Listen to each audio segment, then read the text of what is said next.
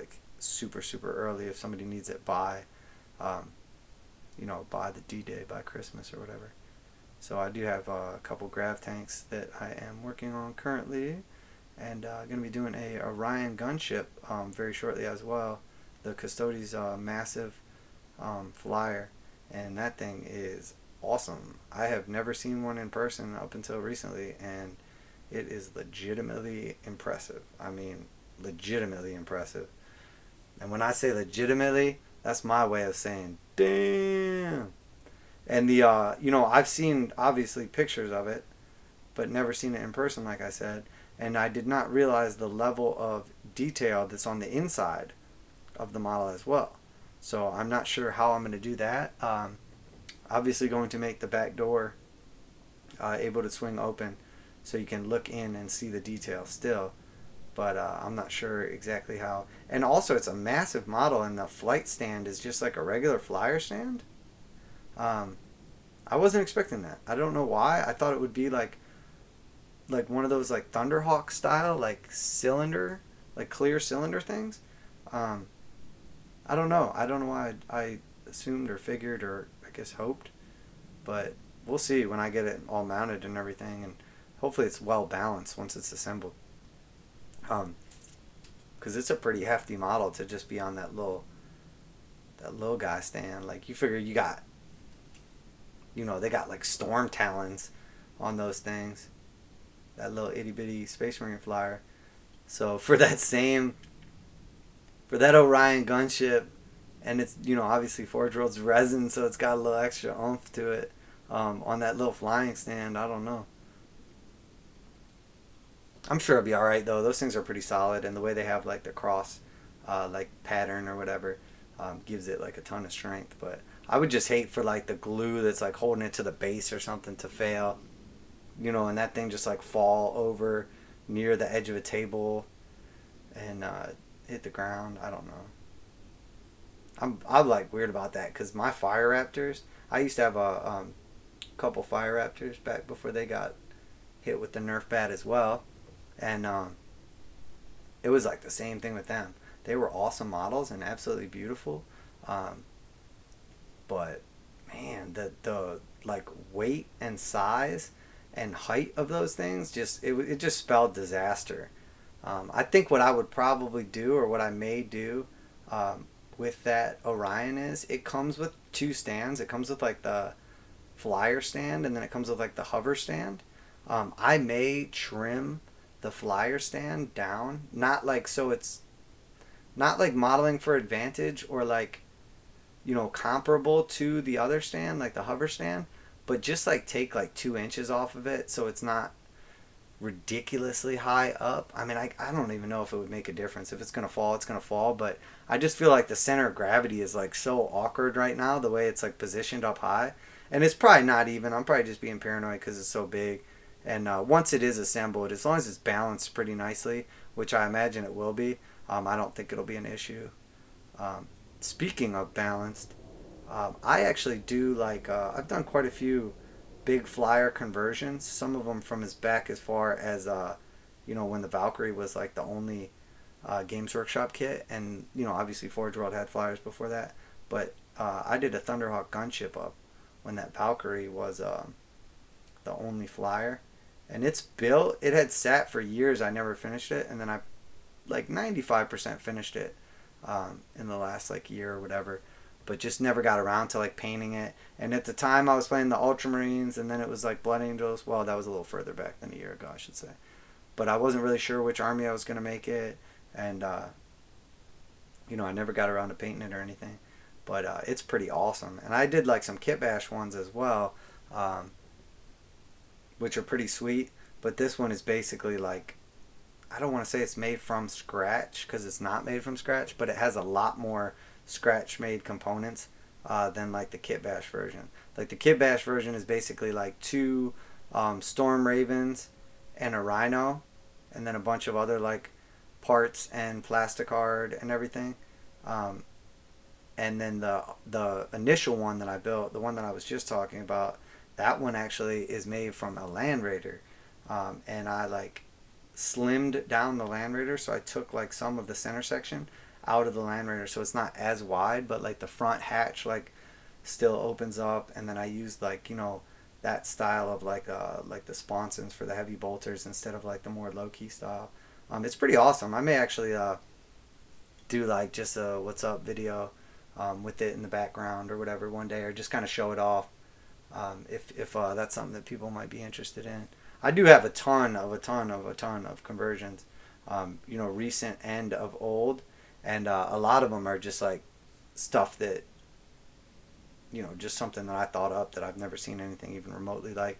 Like I've seen Thunderhawk conversions, and obviously, like I said, I've done like a few what I would call like the kit bash ones, um, but this thing is like a legitimate, like it's a legit conversion, or a legit. I mean, again, it's not scratch made, but it has like a large amount of actual like plastic card made pieces. Uh, and at the time, the engines on it are like a little puny. Actually, they're like so small. I thought about taking them out and putting new ones in, because like I said, at the time the Valkyrie was like the only kit available, and it has like those little dinky like engines on it. And then like the Storm Raven came out later, and its engines are like substantially like bigger and girthier. I feel like it would have a lot more of like a realistic feel to it, because it's like this big hoss of a Thunderhawk gunship, and then it's got like these little itty bitty thrusters. But I'll show it to you guys. You can give me your opinion, what you think. It is an awesome, awesome model, and you know, it's definitely impressive. But the other ones are just like the that was like the Mark One. It was like the first one I ever made, and again, it's very cool and everything, and it has a lot of cool effects like to it. It doesn't look like seamlessly like a Thunderhawk that you would buy from Forge World, the new or old kit, but it definitely resembles like the older kit more. As where like the newer ones I made have like the more of a like Storm Raveny like feel, because that's what they're made of. So they have that kind of like sleek look to them, but they're not as like big and like they're just not like massive in the same way that like the other one is. I think the width has a lot to do with it, because the wingspan is still there with both of them, but it just doesn't have like the same width to the body than the newer style ones. But they are very cool, and oh, the whole reason I even started talking about it is I have like when I made them, the other ones, not the original, they are balanced like absolutely perfectly, so that you don't even have to glue the base to the stand. Like you don't have to glue. I'm sorry, yeah, the stand to the base. Like it will literally just sit on the flyer stand, like hovering without even gluing the stand to the flyer or to the base. So that's pretty cool, and it definitely helps with everything. If the model itself is like balanced very well like that, you know, it's going to help it from not wanting to fall over, because obviously it just sits by itself like how it's made. And again, that was just like something I did in design with the weight and everything to make sure that it wasn't, you know, going to be like top heavy falling over, because I figured if it's going to sit on this flying stand on the table, you know, it should be able to sit there like comfortably, or else it defeats the whole point of the model, you know, if you're always worried about falling over or whatever. And you know, it, and because it's like plastic and plastic hard too, those Thunderhawks, they don't have that same weight to them, so even though they're big, they're not like super top heavy and like wanting to take a fall, in the same way as like that the Forge World like Fire Raptors or Storm Eagles, or you know, any of those big dogs. um, but yeah, I'll bust that out for you guys sometime in the near future. I have a feeling people would really like that. And then you know what I may do is, I'm not looking to do like a Patreon like paywall type thing or whatever, and put like stuff behind a paywall. I'm not really interested in that. I would rather just like keep this free and build the community. And then if I want to like put a Patreon up and people want to support me, you know, support the channel, support the growth or whatever, that's fine, they can. But I would rather have just all my content be free, and then you have the option to pay, you know, or not pay, but you know, the option to essentially like show your support monetarily, um, rather than like, you know, Patreoning, like paywalling, you know, battle reports or painting videos or whatever it is that, you know, you think people want to pay to see. I would rather just give away everything. I'd rather give away my time as best I can, and I am in a position right now, you know, where I can do that.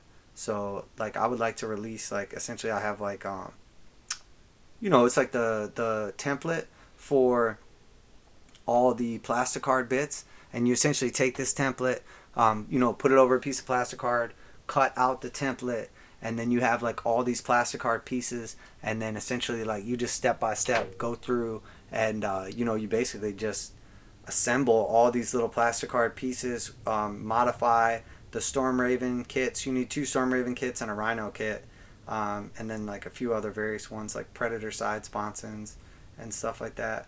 But then a couple extra weapons, obviously, that the Thunderhawk has. You have to make like the big cannon on top. Can't think what it's called right now. And add on like some missiles and stuff. But I have ways to do all of it, and there's a couple different ways. Like I did like a few different builds. I probably built, I don't even know, a dozen of them at least.